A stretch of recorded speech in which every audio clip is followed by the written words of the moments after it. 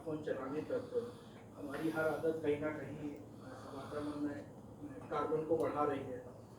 Super El Nino आ रहा है और हमारे आज के वक्ता इस बारे में निश्चित तौर पर बात करेंगे। इस मौके पर आपको बताना चाहता हूँ, इंदिरा गांधी राष्ट्रीय कला केंद्र पिछले 6 सालों से नदी उत्सव का आयोजन कर रहा है और विश्व नदी दिवस के मौके पर मनाया जाने वाला ये उत्सव सितंबर में होता है। और धीरे धीरे पिछले 6-7 सालों का परिणाम ये रहा कि एक बड़ा सामाजिक आग्रह बनकर उभरा है और लोग इससे जोड़ रहे हैं। नदी उत्सव का कुल जमा विचार ही यही है कि हर व्यक्ति, हर शोधार्थी, फिल्म मेकर, लेखक, कला प्रेमी सभी लोग अपनी कला माध्यम से अपनी नदी की चिंता करें और एक तरह से आप इसे एक तरह से इस आज के कार्यक्रम को, इस गोलमेज सम्मेलन को आप नदी उत्सव की प्रस्तावना कार्यक्रम भी कह सकते हैं। इस साल हम पहला इस तरह का कार्यक्रम कर रहे हैं और स्वागत सत्कार की हमारी परंपरा है। इसी कड़ी को आगे बढ़ाते हुए मैं हमारे IGNCA के सदस्य सचिव डॉक्टर सच्चिदानंद जोशी सर से आग्रह करूंगा कि वे हमारे आज के मुख्य वक्ता डॉक्टर अनिल प्रकाश जोशी जी को पौधा और वस्त्रों देकर सम्मानित करें।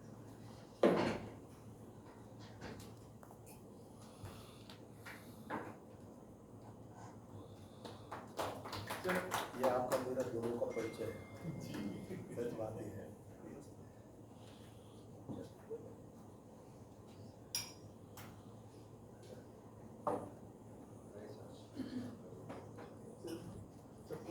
बताते हुए बहुत खुशी हो रही है कि ये जो सम्मेलन है Himalayan environmental studies and conservation organisation, जिसे हम प्यार से इसको कहते हैं, उसके संयुक्त तत्वाधान में इसे आयोजित किया जा रहा है। थोड़ी देर में जस्टिस झिंगरा जी हमको ज्वाइन करेंगे। तो मैं समझता हूँ सभी गेस्ट आ चुके हैं सर हमारे गेस्ट पर।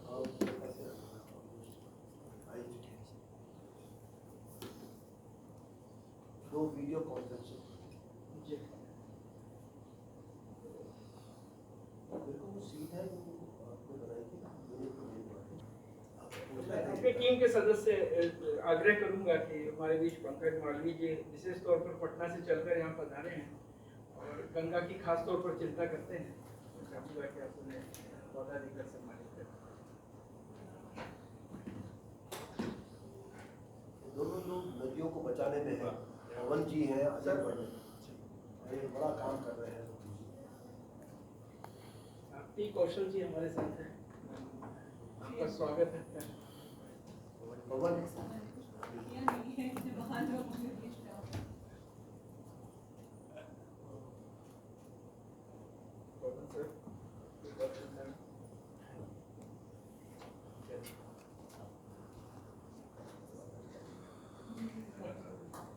वेद प्रकाश सर हमारे साथ हैं।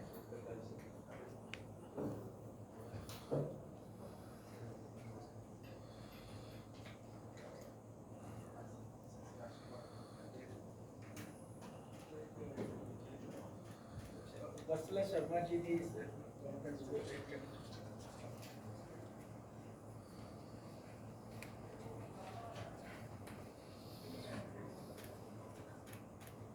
अनिल सिंह साहब अनिल सिंह सागर गुजरात है।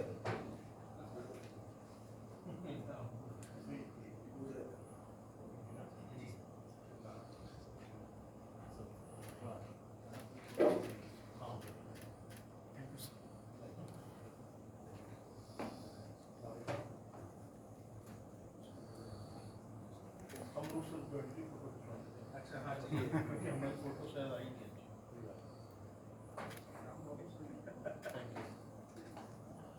आ जाएगा।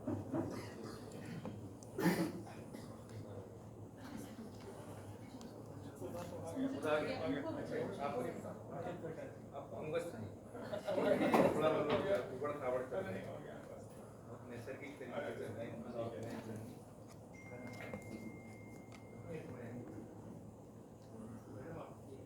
उसमें कुछ बच ही गया।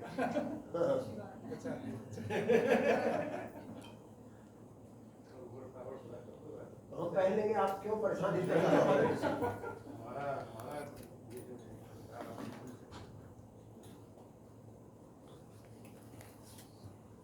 सर प्रकृति का आनंद ही उबड़ खाबड़ में ही है। हाँ बस इसीलिए तो हम लोग इसीलिए आनंद में हैं। बहुत व्यवस्थित हो जाना भी हाँ बहुत व्यवस्थित बताना भी अपने आप को व्यवस्था क्या लगती है? प्रेजेंटेशन हो जाता है। और व्यवस्था हम यहाँ गोलमेज सम्मेलन कर रहे हैं। हम यहाँ गोलमाल ही रहे। गोलमेज सम्मेलन की एक अनूठी विशेषता ये होती है कि इस मेज में कोई कोना नहीं होता और इसलिए यहाँ बैठे सभी व्यक्ति समान हैं। और आज हमारी कोशिश ये रहनी चाहिए कि हम केवल समस्याओं की सूची ना बनाएं बल्कि समाधानों पर बात करें। और किसी ने कहा है कि ये प्रकृति नदियाँ पहाड़ हमने हमारी बकौती नहीं है, इसे हमने अपने बच्चों से उधार लिया है और बच्चों को ये लौटाना चाहिए।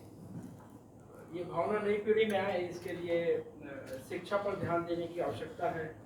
और आपको मैं बहुत गर्व से बताना चाहता हूँ कि इंदिरा गांधी राष्ट्रीय कला केंद्र के सदस्य सचिव डॉक्टर सचिदानंद जोशी ने नई शिक्षा नीति का मसौदा तैयार करने में अहम भूमिका निभाई है और शिक्षा व्यवस्था में पर्यावरण को एक बुनियादी मूल्य के रूप में पढ़ाए जाने और कार्बन टैक्स जैसी नीतियों पर गंभीर मंथन पर खास जोर दिया है नए मसौदे में।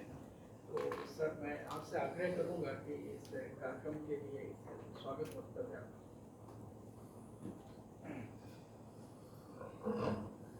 आप सभी को नमस्कार। परम आदरणीय अनिल जी,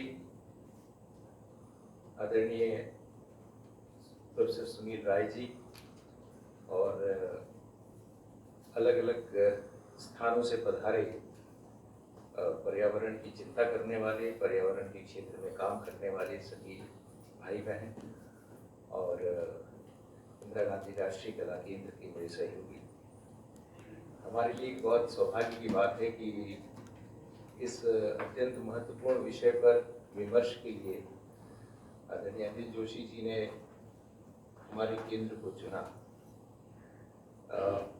देहरादून में एक सेमिनार के तहत आपसे भेंट हुई थी और उन्होंने कहा कि मुझे इस विषय पर दिल्ली में एक संगोष्ठी गोलमेज करनी है और आप करेंगे तो बहुत अच्छा होगा। और हमने भी कहा कि हमारे लिए इससे बड़े सौभाग्य की बात और क्या हो सकती है। ये विषय इसलिए भी ज़रूरी था क्योंकि हम लोग पूरी हमारी जो शिक्षा पद्धति का अभी तक का जो पूरा ढांचा रहा है उसमें हमने हर एक चीज़ को बहुत खाँचों में बांट कर दिखा है, कंपार्टमेंटलाइज कर दिया है। तो कहा कि कला का भूगोल से क्या संबंध है, भूगोल का भौतिकी से क्या संबंध है, भौतिकी का वाणिज्य से क्या संबंध है। इसी तरह संस्कृति है तो संस्कृति का पर्यावरण से क्या संबंध है, संस्कृति का रसायन से क्या संबंध है, विज्ञान से क्या संबंध है। तो इस तरह की कंपार्टमेंटलाइजेशन में खाँचों में बैठ के हम लोग लगातार सोचते रहे और इसलिए हमने कभी समग्रता से किसी चीज़ का विचार नहीं किया। आज से कुछ वर्ष पूर्व जब हमने कला केंद्र में काम करना प्रारंभ किया था तब हमने एक बहुत सुंदर सी प्रदर्शनी की थी कि स्वच्छता ही देवत्व है और इसलिए हमने स्वच्छता की संस्कृति पर हमने एक प्रदर्शनी लगाई। तब कई लोगों ने इस बात पर आश्चर्य व्यक्त किया कि आपको स्वच्छता से क्या काम, आप क्यों इस बात की सारी चिंता कर रहे हैं। तो हमने कहा कि हमारी संस्कृति का एक पहला आद्य अक्षर होता है शुचि, शुचिर्भूत होना। तो शुचि का मतलब क्या है, शुचि का मतलब क्या है और शुचिता कहाँ से आती है।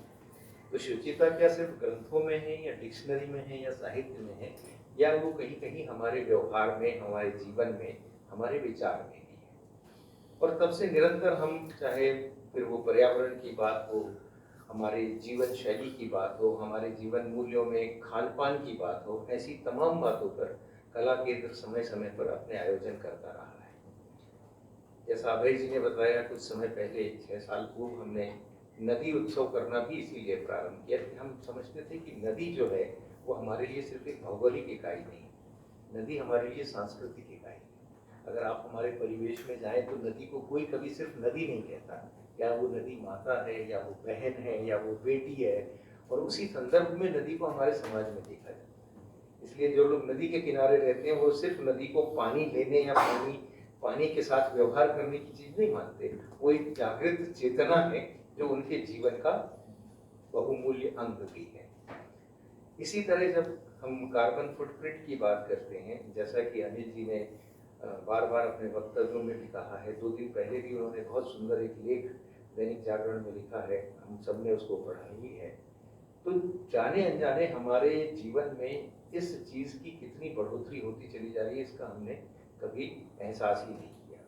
और हमने एहसास नहीं किया इसलिए हमने जो हमारी जो नई पीढ़ी है, जो हमारे बच्चे हैं, जो नौनिहाल हैं, उन्हें भी कभी इसका एहसास नहीं होने दिया। एक चिप्स का पैकेट खाने से क्या फर्क पड़ जाता है, मेरे एक चिप्स के पैकेट खाने से दुनिया कहाँ बदल जाएगी, ये मानस लोगों का आ जाता है।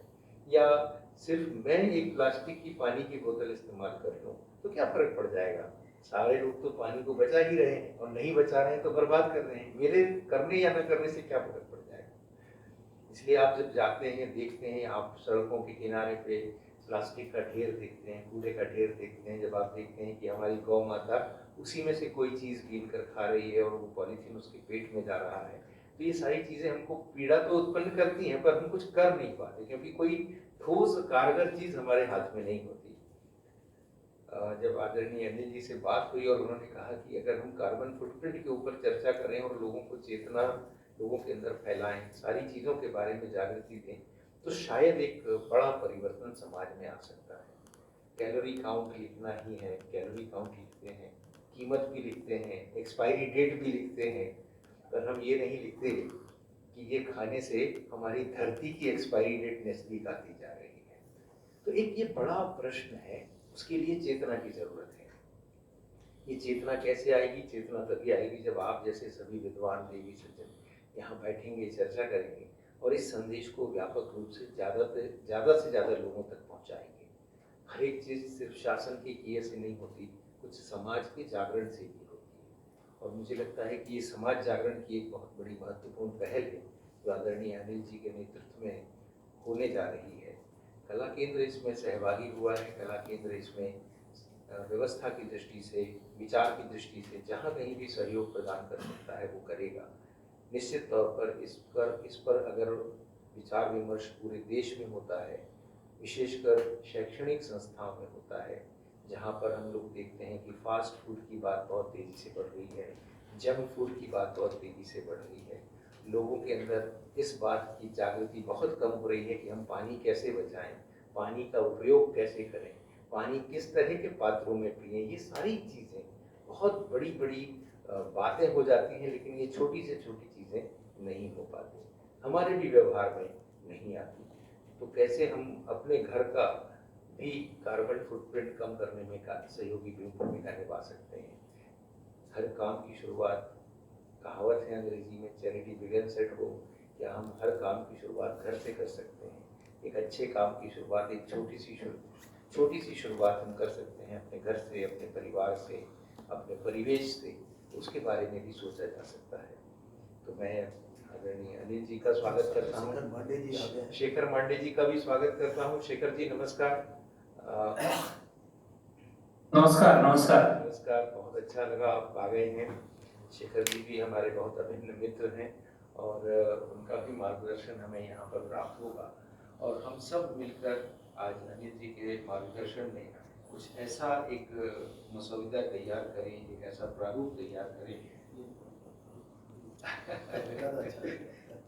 बात तो हमारी ये हुई है कि हम सब आज दिन भर बैठकर कुछ एक ऐसा पत्र का प्रारूप बनाएं जो आदरणीय अनिल जी के नेतृत्व में माननीय प्रधानमंत्री जी को भेजा जाए विश्व पर्यावरण दिवस के अवसर पर, और उसमें हम निश्चित तौर पर इस बात का उनसे आग्रह करें कि जैसे सारी चीज़ें जब प्रकाशित होती हैं लिफाफों पर, पैकेट्स पर, तो उसमें कार्बन फुटप्रिंट का भी उल्लेख हो कि भाई आपने कितना इस चीज़ के उपभोग से आप कितना ज़्यादा कार्बन फुटप्रिंट वहाँ पर कर रहे हैं। तो ये भी एक बड़ी पहल हो जाएगी। और बहुत सारी चीज़ों ने देखा है हमने कि वातावरण सुधरा है। जब आप लिफाफों पर, पैकेट्स पर एक्सपायरी डेट लिखते हैं, उससे भी जागृति आ गई। मैक्सिमम रिटेल प्राइस लिखने से भी जागृति आई। इन सब चीज़ों से, कैलोरी काउंट से भी अब इन दिनों में लोग देखने लगे हैं कि कैलोरी काउंट क्या है, इसमें क्या क्या इंग्रेडिएंट्स हैं, कहीं कोई केमिकल्स तो नहीं है, कहीं कोई आर्टिफिशियल चीज़ें तो नहीं है, ये भी लोग आजकल देखने लगे हैं। फिर इसीलिए आता है packets to be no artificial colors are used, no such things are used, इस तरह की भी बातें लोगों के डिक्लेरेशन में आती हैं। तो ये सब चीज़ें समाज में जागृति फैलाने से होती हैं। आप सबका अध्ययन इसमें बहुत गहरा अध्ययन है, आप सब उसके बाद अध्ययन अपने अपने अध्ययन का यहाँ पर हमको लाभ देंगे और जो एक पत्र का मसौदा तैयार होगा निश्चित तौर पर वो आगे आने वाले समय में देश के लिए, समाज के लिए उपयोगी होगा। इतनी ही बात कहकर मैं आप सभी का एक बार फिर से स्वागत करता हूँ। जी सर, भूमिका और प्रस्तावना सर ने एक तरह से रखी दी है, तो अनिल सर से आग्रह है कि कार्यक्रम को आगे बढ़ाएं। नहीं, मेरा ठोस मानना ये है कि जिसको इमारत जितनी ऊंची करनी हो, नींव उतनी गहरी और मजबूत होनी चाहिए, और सच्चिदानंद जोशी जी ने वो नींव रख दी है, वो सबसे बड़ी बात है। दो बातें उनकी बहुत कैटेगरिकली जिन्होंने कहा कि समाज आपका, मेरा, हम सबका सामूहिक रूप से ये दायित्व तो है कि हमारी जो समझ में आज के परिप्रेक्ष्य में महत्वपूर्ण है वो हमें लोगों को बांटना चाहिए। उन्होंने बड़ी अच्छी बात बोली कि जैसे इसके लिए हम भी उसी रूप में पक्षधर हैं कि किस तरह से हम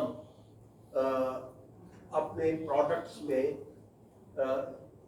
ये डिस्प्ले करने की कोशिश करते हैं कि क्या इंडिकेटर्स हैं, क्या आपने जैसे अभी बताया कि क्या कैलोरीज कंज्यूम कर रहे हैं, एक्सपायरी क्या है, बड़ी अवेयरनेस है इस पर।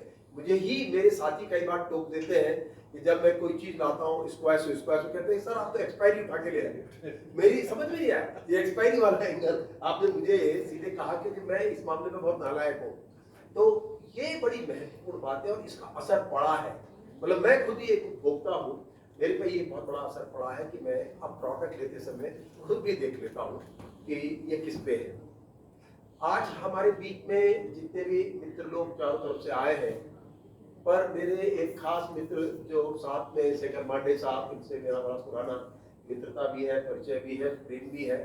और कभी कभी अच्छी बात क्या होती है कि बहुत से लोग जैसे सच्चिदानंद जी और इस तरह के लोग जब एक साथ होते हैं और अभय जी हनुमान का रोल प्ले करते हो, तो मुझे लगता है कि कहीं बात आने वाले समय में आगे बढ़ेगी। उनकी एक बात मुझे बड़ी, क्योंकि वो बड़े स्पष्ट हैं मुद्दों को, मुझे लगता है एक ऐसी जगह बैठे हैं कि जहाँ वो देश दुनिया की कलाओं को भी देख रहे हैं और आप कला को ज्यादा अच्छी तरह परिचित है। उनका अपना मानना ये ठीक है कि आज हम सामूहिक रूप से जो भी निर्णय लें, सामूहिक प्रयत्नों के साथ, सामूहिक भागीदारी के साथ प्रधानमंत्री को भेजें, और जहाँ जहाँ जैसे टेक्सटाइल इंडस्ट्री हो या दूसरी इंडस्ट्रीज हो, उन सबको भी भेजेंगे तो शायद आने वाले समय में इसका बढ़ेगा और असर पड़ेगा। तो शेखर मांडे साहब का मैं परिचय करा दूं। आप DG CSIR रह चुके हैं और आजकल एक बहुत बड़ा देश का इंडियन नेशनल साइंस अकेडमी, इंसा का आपने नाम सुना होगा, आप आजकल उसकी अध्यक्षता कर रहे हैं। इसके अलावा उन पे पता नहीं किस किस चीज की अध्यक्षता कर रहे हैं, हमको ही उतना नहीं पता है।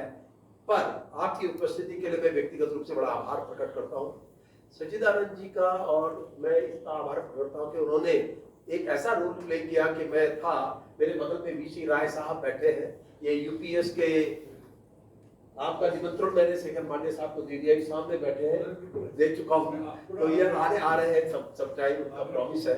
तो मेरा ये था कि इस बात को लेकर के कि हम कैसे इस बात को आगे बढ़ाएं, और इसलिए आज एक बैठक थी। मैं जरा सा बता दूं कि नेचर नेटवर्क एक सामूहिक प्रयत्न है देश भर में, और ये उन स्वैच्छिक संगठनों का भी है, उसमें तमाम तरह के हर वर्ग के लोग हैं।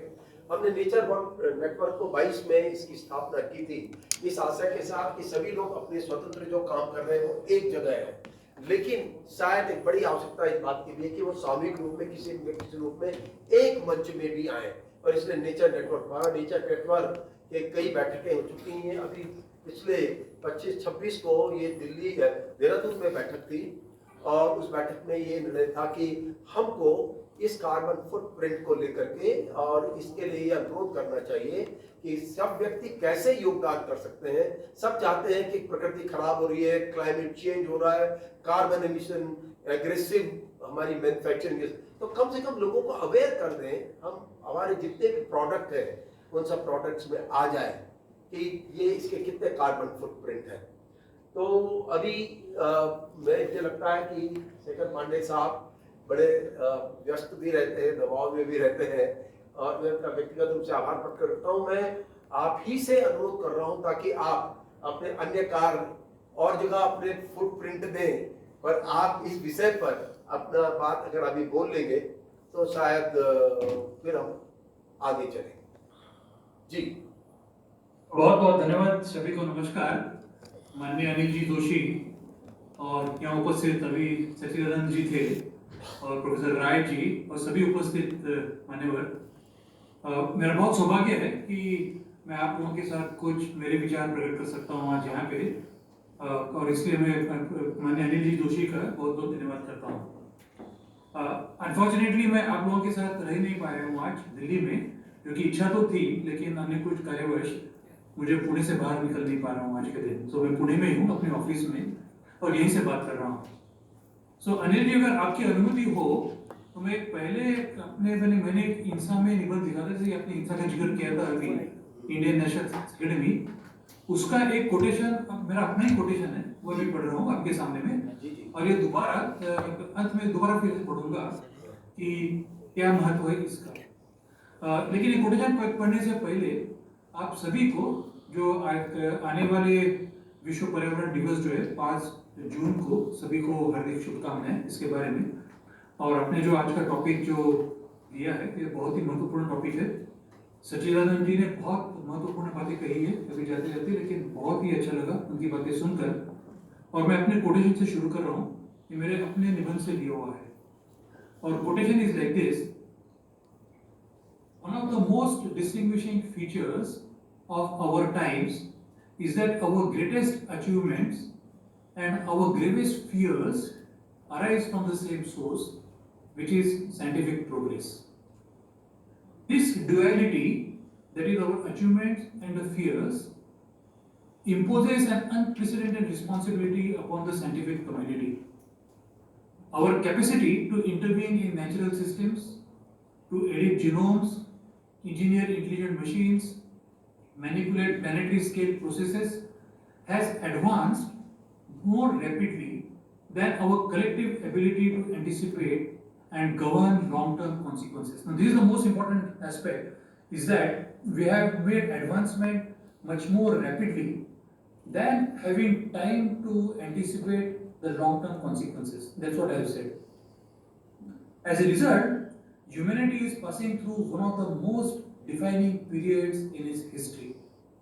A time when human ingenuity has never been greater, but at the same time, the moral, philosophical, spiritual, ethical, social, economic, and ecological responsibilities accompanying that ingenuity have never been heavier. And I'll come back